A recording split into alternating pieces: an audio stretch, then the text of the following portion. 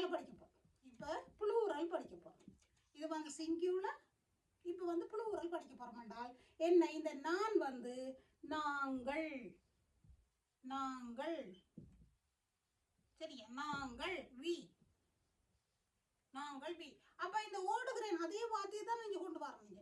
அப்போ ஓடு அதே மாறாது, கீனாவும் மாறாது, ஆனால் மற்ற ரெண்டும் மாறப்போகுது. என்னண்டு இங்கே ரே அண்டு வந்தது, இங்கே ரோ அண்டு வரப்போகுது.